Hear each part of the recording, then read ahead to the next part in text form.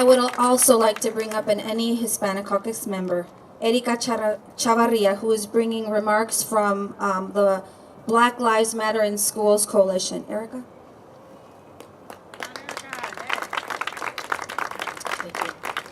Buenas tardes. Mi nombre es Erika Chavarria, and I am honored to be here representing the National Black Lives Matter at School Coalition.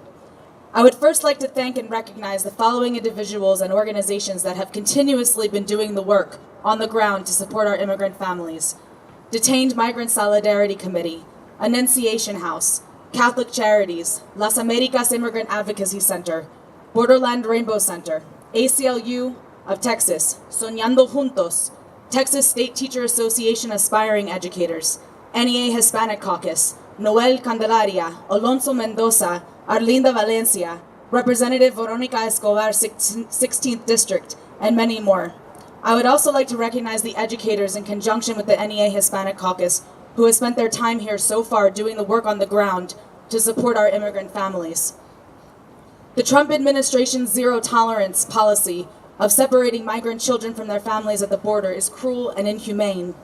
The U.S. government has admitted to separating 2,700 children from their families, and a recent Health and Human Services report indicates that there could be even thousands more.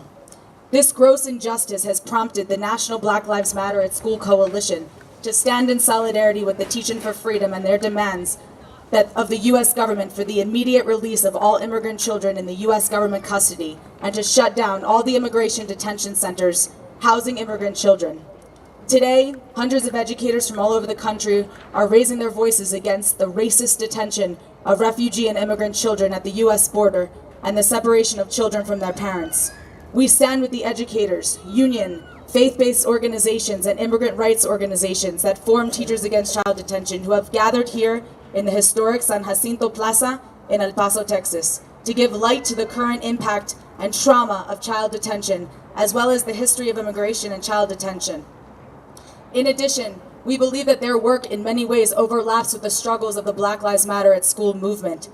I have seen the connection between the ways in which the for-profit prison industrial complex monitors and surveils and criminalizes Black, brown, and indigenous communities, specifically through ankle device monitoring that are inhumane and animalistic practices not fit for any being on this planet.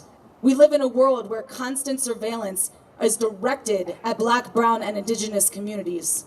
Trump's rhetoric of zero tolerance on the border mirrors the zero tolerance discipline policies in schools that has led to a spike in suspension and expulsion rates, disproportionately impacting Black and brown students. Zero tolerance discipline then contributes to the school to prison pipeline, which fuels the racist system of mass incarceration. The explosion in the prison population, or what Michelle Alexander calls the new Jim Crow, rips apart Black families and separates Black children from their parents. In a June 2018 article entitled "Family Separation, It's a Problem for U.S. Citizens Too," the New York Times estimated that 250,000 American children have a single mother in jail, with another 150,000 having a mother in prison. 1 in 4 Black children will have their father incarcerated before they turn 14. And it's not just Black parents that are incarcerated and then separated from their children. Black children are also over-policed and jailed. Some 30,000 youth are in prison in juvenile jails across the country. The Sentencing Project documents that Black children are incarcerated at a rate 5 times higher than white children. The movement for immigrant rights and the Black Lives Matter at School movement are both strengthened when we work together in common cause to stop the unjust detention and incarceration of all Black and brown youth. We urge the educators all around the country to support these movements and stand in solidarity with Teachers Against Child Detention when they say, "We believe all children deserve to be in school, all children deserve to be free, and we demand the release of our children."